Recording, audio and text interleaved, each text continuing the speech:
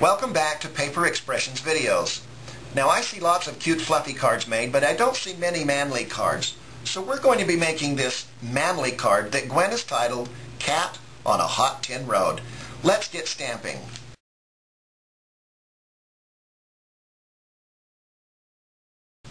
Today I'm focusing on the big shot and how to turn an ordinary project into an amazing project using an aluminum pop can.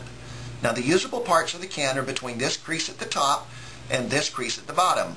So we got to get rid of these. I take a pair of side cutters and I trim the inside like that. Then I turn this over and I cut through the hard part of the aluminum there. Now I'm going to make a little bit of hole here with the aluminum, and I'm going to take my craft and rubber scissors and I'm just going to work it in down to this lip. And then I'm going to cut like this. Now, ladies, you can get your husbands to cut this. Honey, will you cut this for me? This actually works really well for Gwen. And just keep going around. Be careful not to crush the can. And there you have it. Now, that part is not going to be used, so we're just going to throw it away. Now we're going to cut down through the length of the can, down to the bottom lip. We're going to work our craft and rubber scissors in, and we're just going to cut this lip off right here. Again, ladies, if you can get your husbands to cut this, go for it. Don't worry too much about it. Sounds worse than it is. And there you go, there's the bottom. We're just going to throw that away.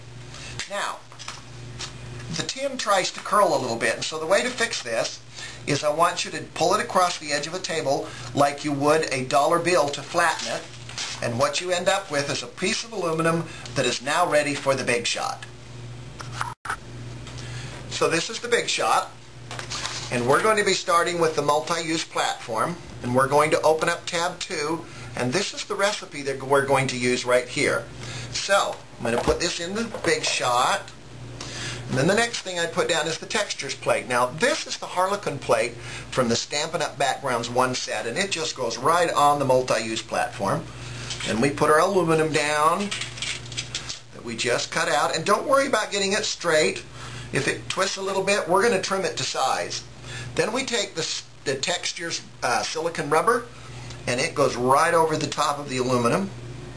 And then finally we're going to put the textures and impressions pad, and that goes over the top. Now we're ready to run this through the big shot. And it just runs through, and I always fold that tab up so that it doesn't go anywhere, and it'll snap, and that's okay. So we pull this off, and we end up with the aluminum. Now see, how cool is that? Now we're ready to trim the aluminum, and we're going to trim this using the tabletop cutter. Now I'm going to line this up the first by going down just one of the edges of the diamonds, and that'll give me a nice straight edge. And it doesn't matter which one you use, just kind of line this up and just trim it like that. Now I've got a nice straight edge. I'm going to trim this now to 2.5 inches, and so I'm going to put it right here at the 2.5 inch mark. And like that, and we know that that edge is straight, and then we just trim it down. Then we need to trim it to 5.5 inches. So again, what I'm going to do is I'm going to align this up just so that I know I'm straight with one of the edges of the diamonds. Turn that around. Now I'm going to line this to 5.5 inches and make sure it's square like this, and that'll give me a nice square cut. And there we are, just like that. Now, don't use the regular paper cutter to do this because the blade is not deep enough to cut the aluminum.